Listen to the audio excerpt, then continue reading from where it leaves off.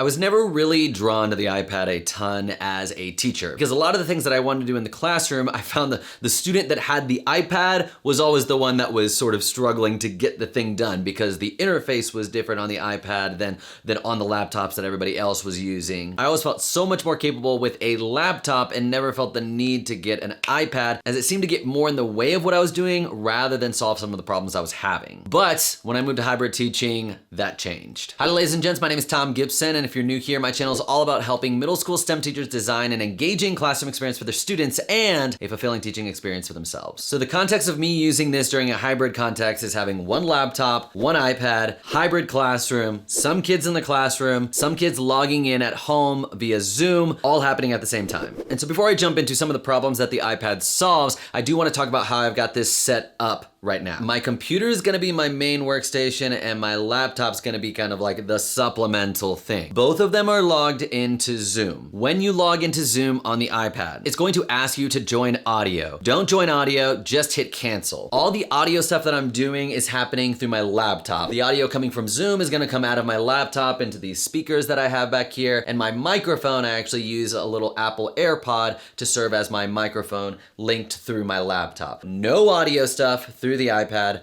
only audio stuff in the laptop. And I have another video right there where I give you step-by-step instructions on how to set up audio for the main computer when you're in a hybrid context so everyone can hear each other and there's no audio feedback and you're not running into any of those problems. And to project it, I use this little dongle that plugs into the iPad, and it has an HDMI output right there, and this can charge the iPad if you're worried about the iPad dying during the day. So you just plug the charger in there, and then the iPad, the HDMI will come out to your projector right there, and then you just plug it in. And so the first problem that the iPad solves is having a whiteboard that both my in-person students can see and my at-home students can see. Originally, this wasn't going to work. Let me show you some of the problems that I was running into when I first tried to do this. So a problem I was running into is if I wanted to do something on my iPad with the whiteboard and share it on Zoom and project it, let's say this is going to my projector, project it to the projector in the classroom so everyone can see. If you're projecting and you also click on share content and share your screen or share whatever you want to share, and then you say start broadcast, it says it can't do that while you're projecting. Not available when AirPlay, CarPlay restrictions, blah, blah, blah, when screen mirroring is active. So I couldn't do that. And then I thought, well, maybe instead I'll just pull up my whiteboard app, and then I can try this little screen share where I connect it via AirPlay, where my MacBook talks with my iPad. So I tried that, and then I click on, because I've done this before, click on share, and this says, okay, go to your iPad, and then do screen mirroring. Oh, well, let me try. It's still connected to the projector. Let me try now connecting to Zoom on my MacBook Pro. Oh no, I can't do that either. So I was like, what am I going to do? So I discovered this app called Miro, M-I-R-O. It is a whiteboarding app. You can use it on the browser, but I just downloaded the app on my iPad. And there's also an app for the desktop, for your MacBook or for your PC. The cool thing is once I sign in, this is a shared board, almost like a shared Google Doc that I have access to when I'm signed in. And then when I write anything on here, math, bruh, it also shows up because this is basically just a shared whiteboard. And so this is just being projected. Let's say this is my projector. And so I'm not screen sharing anything yet. So my students in the class can see it because it's just being projected straight from my iPad. But when I go over to my main computer, I can screen share my Miro app and click share. And now I'm just screen sharing the Miro app. So it's kind of confusing. I'm writing on the app here, Miro. That's being projected to my projector so my students in class can see. I have also downloaded the Miro app on my computer, and then I just log into the same whiteboard that I'm writing on here because it's just logged in with the same account. And then from my computer, I can project this whiteboard. This I'm really happy about. I figured this out as I was setting up this video, trying to find the best way to do this. The second problem I found that the iPad solves is having a second monitor. Since distance learning or remote learning has begun, I found trying to do everything on one computer screen is really challenging, particularly if you want to still see your students while you're maybe pulling something else up on your computer. And so the nice thing is I can pull up whatever I need, whether it's attendance or getting stuff ready or getting ready to screen share or whatever, and then have that up on my main computer while I still have my Zoom screen on my iPad, and the iPad is being projected to the screen in the classroom. And so the students in the classroom can still only see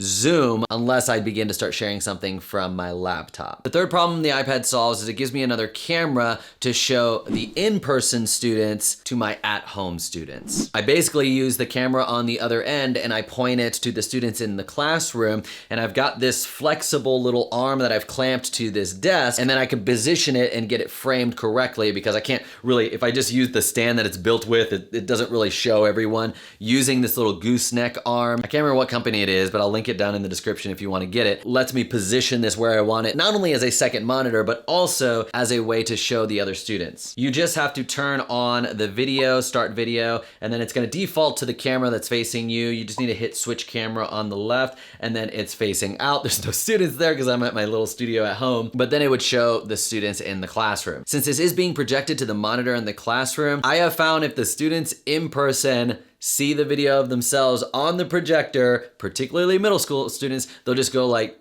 moving their hands and noticing the delay and be like, that's like a half-second delay. And it just gets kind of distracting because they're just watching themselves on the screen. There's a setting on the top right if you hit those three dots up there and hit meeting settings, and then you can say show self view. It's automatically on. If you turn off show self view, then it is not going to project the view of the iPad to your projector, but your at-home students can still see it. And I can even see it on my teacher laptop where I have my camera right there, as well as the iPad camera right there. It's just, I'm hiding the self view from the iPad so it doesn't get projected onto the screen. I do have all my students log into Zoom, even if they are in person, because sometimes I want to share stuff in the chat, or sometimes they need to say something and I need them to unmute. And so originally I was like, oh, I'll just have them have their computers open with their cameras on, so that way the students at home can see them, and then I don't have to worry about all this. But I found that if their computers are open, they are so much more distracted. And it's just a glimpse of how distracted they must have been this entire year of distance learning up until the point that we have come back to school in a hybrid context. I have them log into Zoom, but I have them turn their cameras off. And at the beginning of class, when I'm sharing stuff,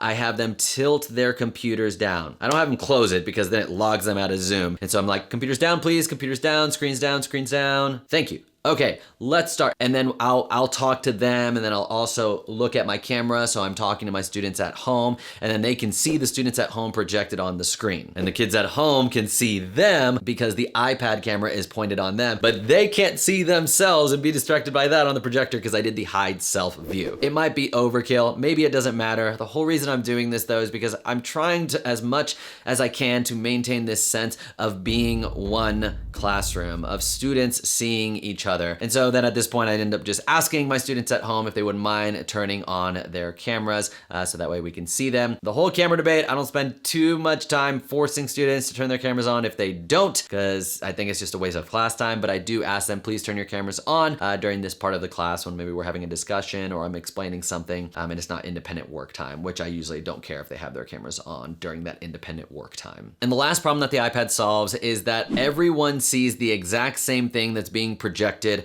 whether they are at home or whether they're in person. I kind of talked a little bit about this on the whiteboard one, but originally I was just projecting from my teacher laptop when I was in the classroom. And so if I needed a screen share, I'm like, oh, well, I'll see what's being screen shared and I'll project that. And then the kids at home will see what's being screen shared because I'm screen sharing it. So it won't be a problem. But the thing is, when I'm projecting my laptop, students in the classroom can then begin to see the private chat messages that are coming in from students at home, which sort of defeats the purpose of a private chat. And so I don't project my teacher computer, I project the iPad, which is basically just like another Zoom student. And so whatever a Zoom student at home would be seeing, the students in the classroom are also seeing. I mentioned earlier that audio in the hybrid classroom can get kind of tricky with feedback or with students at home not being able to hear the students in the classroom. Check out that video right there for the step-by-step guide on how to set up your audio in your hybrid classroom so everyone is heard and you're not dealing with any audio issues. Then you'll have your audio set up, you'll have your video set up, and you'll be like, oh my gosh, I'm a one-person production team. This is incredible. That being said, my name is Thom Gibson. I hope you learned something today that'll help you design an engaging classroom experience for your students and a fulfilling